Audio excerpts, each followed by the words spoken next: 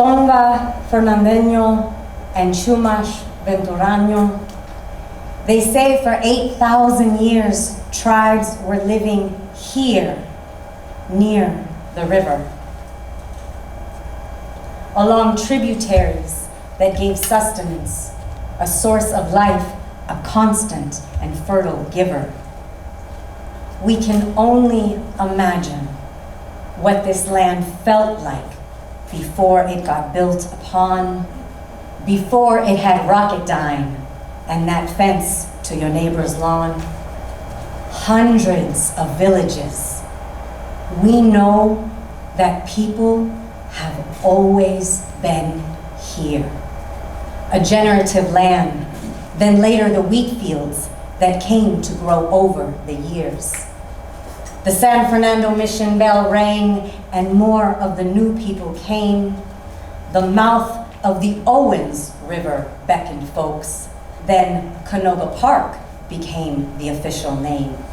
Off a town called Canoga back east, but it's 100% Cali by now. CP Pride is something special. For generations been calling it home. You know this if you've been around town. With an agrarian past that's since gone to the moon and back, they like to say. There is history in these parts, and that's what we are remembering this day. From the West Valley ranching traditions to the beekeepers' buried treasure that went unsolved. And thank goodness when they drilled for oil, not more than a few gallons emerged, otherwise the landscape and community might not have evolved. The eucalyptus seeds apparently came from Australia and spread their seedlings as far as you can see. They say they are the parents of every Southern California eucalyptus tree. Do you remember they used the marketing? Do you remember the marketing they used with the Owensmouth baby? There was even an airport at one time, and there's been a lot of, well, do we just join the rest of the city? Maybe? Well, eventually, yes. But Canoga Park, it's more than a point on the Los Angeles city map. It's a place where families come home and build together a life, and also home to the inventor of the shopping cart baby strap. And did you know that Dr. Martin Luther King Jr. came here and spoke in 1961, and Cesar Chavez came too. They must have known here lives the hearts that need to be won. A diverse but progressive community that it calls itself, for the population continues to grow. Like the wheat fields before it, its people are the greatest resource to sow. There's a tradition around here not to tear it down and just build something new, but to find a way to repurpose it. It's called land and building reuse. For example, the Child Development Center was once the city's library from 1958 to 2010. And there's the local barbershop history with original neon signs, still a gathering place for local men. And the old depot on Roscoe where produce was sent to the market by rail, remember, it was wheat fields and orange groves for miles. It was loaded in bushes and bale. Starting in the 1960s, this main street corridor was best known as Antique Row. And I remember thrifting here in the 90s at Aardvark's. This has always been a place for your own fashion show. And even though most of the antique sellers are gone and the G.W. Bird grocery store is no longer here, Henry's is still making the best meatloaf in town. And you can go next door for live music and a cold beer. Imagine that Follow Your Heart, the mecca for vegans, was once upon a time a butcher's shop until 4 hippies converted it into a peaceful and nutritious hot spot. And our new Taxco Theater, well, before that, it featured show tunes, children's programming, and more under the banner called Clyde Porter's West Valley Playhouse. Same temple, different door. When they and the Madrid are finally ready, the audiences will come again. That much is sure. This town loves local entertainment. It's been through a lot, and live theater is the best medicine cure.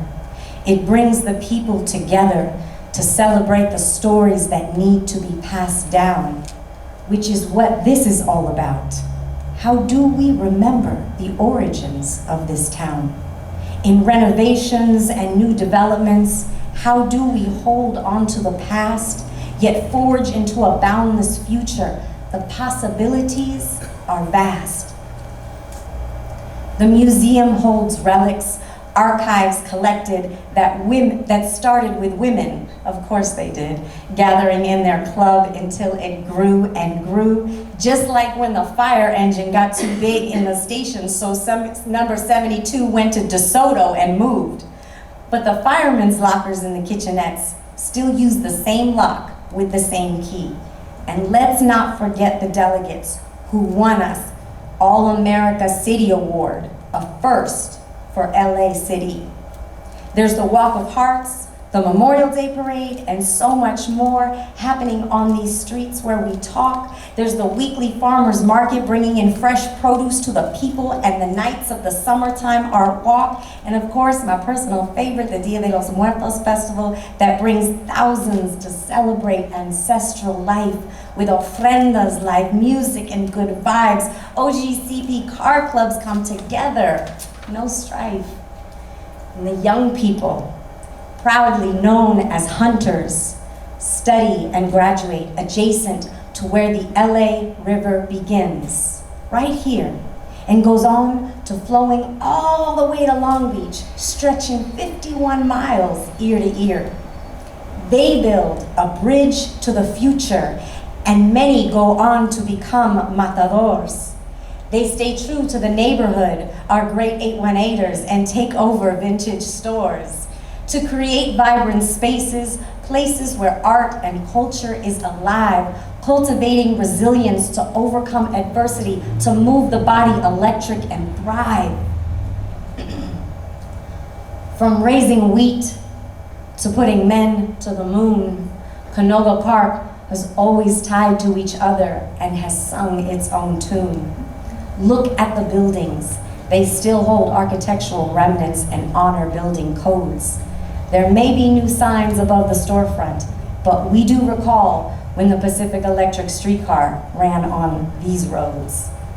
The Historical Society wants us all to remember what was once here before, to make sure that the history does not disappear, and to serve as custodians of this little town that could, and that does it year after year.